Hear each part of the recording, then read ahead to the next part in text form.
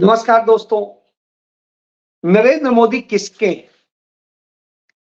राहुल गांधी किसके,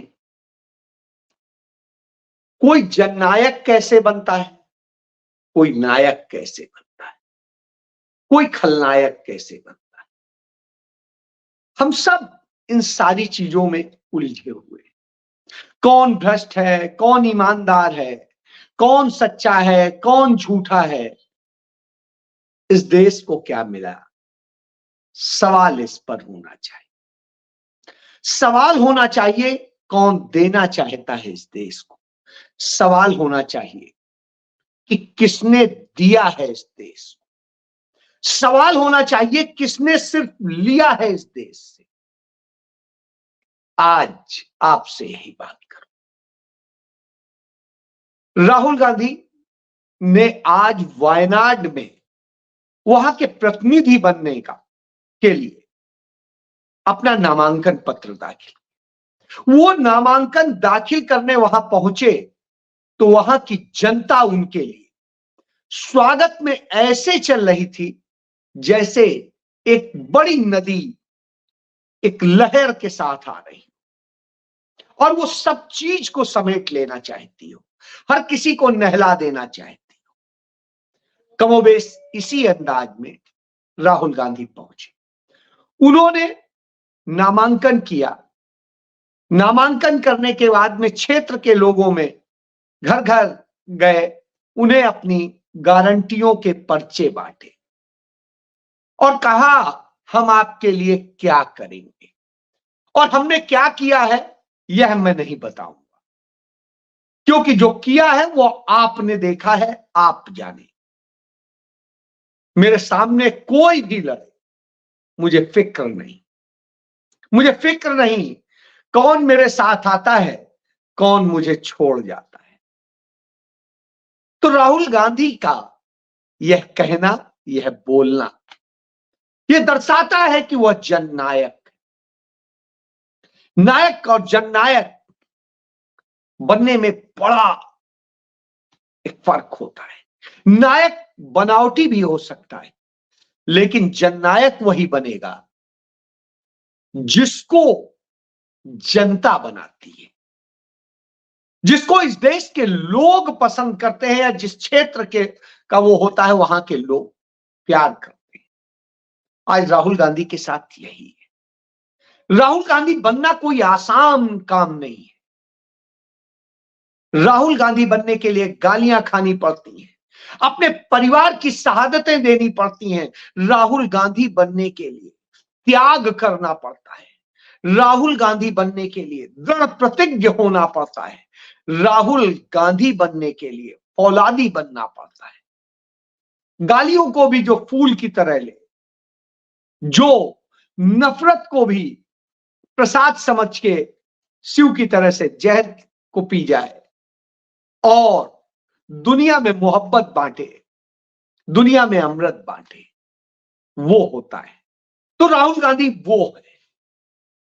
यही वजह है कि राहुल गांधी को प्यार करने वाला हर वर्ग में है, हर जाति में है, हर धर्म में है। और यह चीज आज वायनाड में साफ देखने को मिली।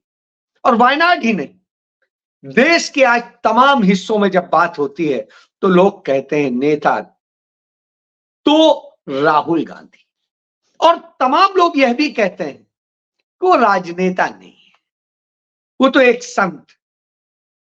कुछ उन्हें किसी तरह से कहते हैं, कुछ किसी तरह से कहते हैं। तो तुलसीदास जी ने एक जगह लिखा है रामचरितमानस में, जाकी रही भावना जैसी प्रभु रतिन देखी जैसी। तो जिसकी भावना अच्छी होगी उसे राहुल गांधी संत नजर आएंगे, जिसकी भावना अच्छी होगी उसे वो जननायक नजर आएंगे। लेकिन जिनकी भावना गाली देने वाली होगी, जिनके मन में कलुष होगा, उन्हें वो नहीं समझ में आएगा। दूसरा होता है खलनायक। खलनायक कौन होता है? जब इस देश के हजारों हजार लोग, लाखों लाख लोग दवाओं के अभाव में, ऑक्सीजन के अभाव में, पैदल चलते भूखे मर रहे होंगे, प्यासे मर रहे होंगे, तब वो अपने आरामगाह में ऐश मना रहा होगा, दाने चुगा रहा होगा और खुद को सुरक्षित कर रहा होगा। वो होता है जो इस देश के सैनिकों को मरता छोड़ देता है, लेकिन उनकी लाशों पर वोट मांगता है। वह होता है जो आपको भिखारी बना देता है, 5 किलो अनाज के लिए लाइन में खड़ा कर देता है और कहता है कि हम तो तुम्हें रोटी खिला रहे हैं, अन्नदाता हैं तुम्हारे। वो होता है जो आपकी नौकरियां छीन लेता है, बेरोजगार कर देता है, नफरत से भर देता है, दूसरों को मारने के लिए प्रेरित करता है। वो होता है, और जो सिर्फ अपने लिए करता है, अपने चहेतों के लिए करता है, शेष भूल जाता है। वो होता है जो भ्रष्टाचार को जन्म देता है, जो भ्रष्टाचार को नियमित एक तरीके में खाका बना देता है, उसे ही एक विभाग बना देता है। वो होता है। यह काल हम देख रहे हैं, और इस काल को जब हम देखेंगे तो हमें राहुल गांधी की एक बात याद आती है। राहुल गांधी बार बार बोलते हैं कि चंद 25-30 जो है पूंजीपति हैं, 20-25, उन्हीं के हाथ में सब कुछ सौंप दिया है नरेंद्र मोदी। आज एक रिपोर्ट आती है, और वो रिपोर्ट मेरी नहीं, आपकी नहीं, वो रिपोर्ट होती है उस फोर्ब्स की जो हर साल जारी होती है। उसमें आता है कि आज भारत में अरबपतियों की संख्या बढ़ गई है, और टॉप अरबपतियों में जो 25 लोग हैं वो सारे नरेंद्र मोदी के चहेते लोग हैं। वो लोग हैं जिनको तमाम तरह के लाभ दिए गए, और वो लोग हैं जिनके खिलाफ ईडी और दूसरी कार्रवाई हो रही थी, वो बंद कर दी गई, इनकम टैक्स की कार्रवाई बंद कर दी गई। वो लोग हैं। तो ऐसे लोग हैं, नाम की लिस्ट लंबी है, चंद नाम बता देता हूं। मुकेश अंबानी, गौतम अडानी, शिव नादर, सावित्री जिंदल, इन पर ईडी की केस चल रहा था। दिलीप सिंघवी, साइरस पूनावाला, जिन्होंने जिस तरीके से कोविड का लाभ उठाया, आपदा में अवसर, वो कुशल पाल सिंह, आप सब जानते हैं केपी सिंह को, डीएलएफ का जो खेल है, कुमार मंगलम बिरला, सहारा बिरला डायरी बरामद हुई थी जब नरेंद्र मोदी मुख्यमंत्री हुआ करते थे इनकम टैक्स की रेड में, और उससे पता चला था कि कितने रुपए जो है नरेंद्र मोदी को दिए गए थे। उसके बाद में राधा किशन दबानी, आप समझ सकते हैं, गुजरात से आते हैं। लक्ष्मी मित्तल, समझ सकते हैं कैसे एयरटेल का जो खेल हुआ है, आपने देखा है, अभी चुनाव बांड में देखा। तो ये चंद से मैंने आपको नाम दिए। एक और बड़ा महत्वपूर्ण है, अपने आप को दिवालिया घोषित करने वाले अनिल अंबानी, उनको भी जान लीजिए। आलीशान घर में रहते हैं, अपने चार्टर्ड प्लेन से चलते हैं, और उनके लिए नरेंद्र मोदी राफेल खरीद के लिए उनकी नई नवेली बनाई हुई, फटाफट कागजों में बनाई हुई कंपनी को तुरंत ठेका दे देते हैं, और उनकी कंपनी का 2700% शेयर बढ़ जाता है। 2700%, थोड़ा बहुत नहीं, ये नरेंद्र मोदी की कृपा है। इससे आप समझ सकते हैं। तो ये उदाहरण दे रहा हूं कि इस तरीके से करते हैं। लेकिन यदि आप नरेंद्र मोदी के क्लोज नहीं है, विपक्षी नेता हैं, गलत है या सही है मुझे नहीं पता, अगर आपके खिलाफ ईडी मुकदमा दर्ज करती है, तो उस स्थिति में साहब ये कैसे बरी होते हैं, इसको भी जान लीजिए। 25 केसेस का जिक्र किया, आज इंडियन एक्सप्रेस ने इसको लेकर अच्छी खबर छापी है।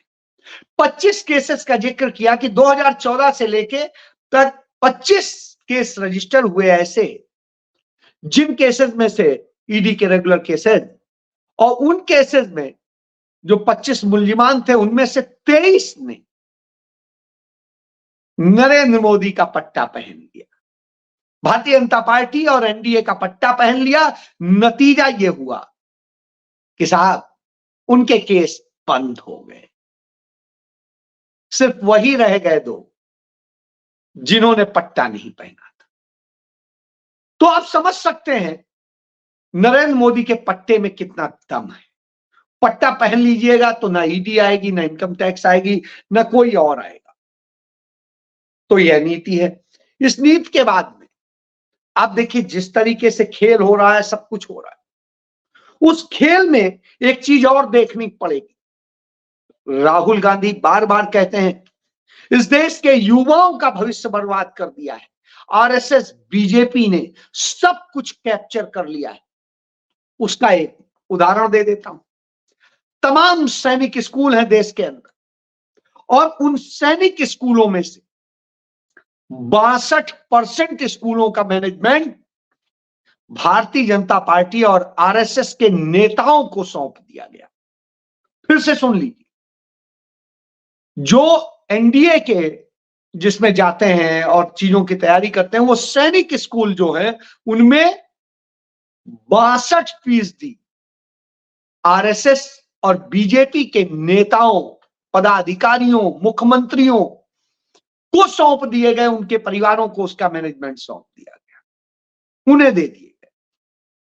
आप तैयार कीजिए संघ की फौज, और वह फौज जो नफरत फैलाए, वह फौज जो एजेंडा करे, और वह फौज जो फौज के अंदर रह करके कैसे विद्रोह का बिगुल बजाए यदि विपक्षी सरकार। ये वही नीति है जो मुसोलिनी करता था, ये वही नीति है जो हिटलर करता था, कि ऐसे तैयार करता था। तो जो वो तैयार करते थे, जो काले ड्रेस में होते थे, वही फौज तैयार करने का जिम्मा इन्हें सौंपा गया है। तो यह स्थिति, इससे असर क्या होता है? ये जिस तरीके से भगवाकरण हुआ, जिस तरीके से आरएसएस करण हुआ, उसका नतीजा है आईआईटी, आईआईएम और तमाम बड़े बड़े संस्थानों में तमाम शीर्ष पदों पर बैठा दिए गए संघ के लोग, संघ से जुड़े हुए लोग, उनकी विचारधारा के लोग। और उसका नतीजा है जो मुंबई आईआईटी 100% प्लेसमेंट देता था, उसकी हालत ये हो गई, पिछले साल उसने 32% प्लेसमेंट दिया था, इस साल 32% नहीं दे पाए थे, इस साल वो 36% नहीं दे पाए। यानी आप समझ सकते हैं कि लगातार वहां पर भी टॉप आईआईटी में बेरोजगारी की यह स्थिति है। जो इकोनॉमिक कैपिटल है वहां पर भी रोजगार नहीं मिल पा रहा है। यह बताता है कि पहले सोचा जाता था कि बच्चा आईआईटी में हो गया तो निश्चित रूप से वो कुछ ना कुछ बन जाएगा, कर लेगा। लेकिन साहब वो यदि बनेगा तो नफरत फैलाने वाला बनेगा, वो बनेगा तो वो बनेगा रेपिस्ट बनेगा, कहीं ठगी करने वाला बनेगा, कहीं कोई बनेगा, लेकिन वो काबिल नहीं बनेगा, वो इस योग्य नहीं बनेगा कि वो जॉब के काबिल हो। तो नौकरियां और दूसरी चीजें अब मिलने की उम्मीदें कम होने लगी है।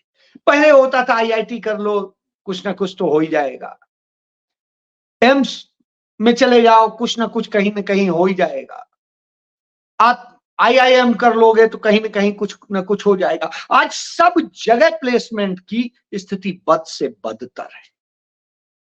मैं देखता था पंजाब यूनिवर्सिटी में बहुत अच्छा प्लेसमेंट होता था, आज वहां पर प्लेसमेंट ही नहीं हो रहा है। यह हालत हो गई, और जब यह हालत हो गई वो आप समझ सकते हैं तब ड्रामा करने के लिए क्या होता है। कहीं पर सिने स्टार उतारे जाते हैं चुनाव लड़ने के लिए, कहीं पे हीरोइनें उतारी जाती हैं, कहीं पर जो है इन्फ्लुएंसर उतारे जाते हैं, कहीं पर और दूसरे सेलिब्रिटी, एजेंडाधारी एक्टिविस्ट उतारे जाते हैं, और ये सब उतारे जाते हैं, और इनको उतार के सोचा जाता है कि हम जीत हासिल कर लें। तो ऐसी स्थिति में एक समस्या आती है कि कांग्रेस कहती है कि हम इनको भी देंगे टिकट, लेकिन तब जब ये जनता की सेवा करने और सच्चे मन से खड़े हो, लेकिन नहीं होंगे तो नहीं देंगे। उस जगह इनकी हालत बिगड़ने लगती। और ऐसे तमाम सारे आपको लोग मिल जाएंगे। आज ही एक घटना का जिक्र करता हूं। आपको याद होगा तमाम पहलवान बेटियों के साथ में जिस तरीके से यौन शोषण और दूसरी घटनाएं हुई थी, और उस घटना को लेकर के ब्रजभूषण शरण सिंह जो बीजेपी का सांसद है उसके खिलाफ चार्जशीट तक हो गई है। इसी तरीके से जो एक एमएलए था और उसके बाद में मंत्री था खट्टर सरकार में, हॉकी का खिलाड़ी रहा था, उसके खिलाफ इसी तरीके की शिकायतें थी और उस पर भी कोई कार्रवाई नहीं हुई थी, उस पर भी चार्जशीट हो गई। इन सब के बावजूद पार्टी ने उन पर कार्रवाई नहीं की। आज स्थिति क्या है? उस समय शोर मचा, बेटियों के इंसाफ की लड़ाई लड़ी गई, सब कुछ हुआ। उस लड़ाई में एक नाम आता था जो कांग्रेस की तरफ से चेहरा बनता था, वो था ब्रजेंद्र सिंह। कल रात तक वो शख्स जुटा था कि राहुल गांधी तो भगवान है और कांग्रेस ऐसी है वैसी है वैसी है, लेकिन जब लगा कि इतना सब करने के बाद भी उसकी दाल नहीं गल रही है, तो अचानक उसका चरित्र बदल गया और आज वो बीजेपी का पट्टा पहन लिया। आज उन बेटियों को, उसके पट्टा पहनने से आज उन बेटियों को इंसाफ मिल गया जो यौन शोषण का शिकार थी। आज उन खिलाड़ियों को इंसाफ मिला, उस जो है प्रशिक्षक को, जो कोच थी जिसके साथ यौन शोषण हुआ था, क्या उसको मिल गया? नहीं, किसी को इंसाफ नहीं मिला। लेकिन वो चले गए, उन्हें इंसाफ मिल गया, उन्हें ठिकाना मिल गया कि शायद हम जीत जाए जहां से हमें टिकट मिल रही। तो यह स्थिति है कि हम जाट वोट काट देंगे। अब आप समझिए, ऐसे लोग कहते हैं कि हम लड़ाई लड़ रहे हैं, हम इंसाफ की लड़ाई लड़ रहे हैं, तो यह हालत होती है। फिर एक धर्म का भी मॉडल देख लीजिए, कहते हैं हमने राम मंदिर बना दिया, हमने ये करा दिया, हमने वो करा दिया, लेकिन नफरत फैलाने के लिए क्या करते हैं? कानपुर में एक लक्ष्मी नारायण मंदिर को बम से उड़ाने की धमकी देने वाला जो जांच में पाया गया बंदा, वो कौन था? वो भारतीय जनता पार्टी का ही व्यक्ति था और फर्जी तरीके से उसने खेल किया था। इसलिए किया था कि जिससे उसे लाभ मिले और बदनाम कोई और। तो आप समझिए, दूसरी कौम के लोगों को बदनाम करने के लिए इस तरह की भी हरकतें होती हैं। अपने लिए सुरक्षा मिल जाएगी और चीजें मिल जाएंगी। यह खेल भी सिर्फ भारतीय जनता पार्टी के ही लोग खेलते हैं, और जब यह खेल खेलते हैं तो निश्चित रूप से बड़ी चीज होती है, बड़ी चीज होती है। लेकिन क्या चुनाव आयोग इन सच को देखता है? क्या दूसरे और कोई देखते हैं? भाजपा तो कार्रवाई करती नहीं है क्योंकि उसी के लोग थे, उसी के एजेंडे पे काम कर रहे थे। उनके यहां तो यह धंधा है, क्योंकि उनके यहां सेवा नहीं है राजनीति, उनके यहां धंधा है। उनके यहां जननायक बनने की प्रथा नहीं है कि राजीव गांधी की हत्या करने वालों को भी वो माफ कर देते हैं, इंदिरा जी की हत्या करने वालों को भी वो माफ करने की बात कहते हैं।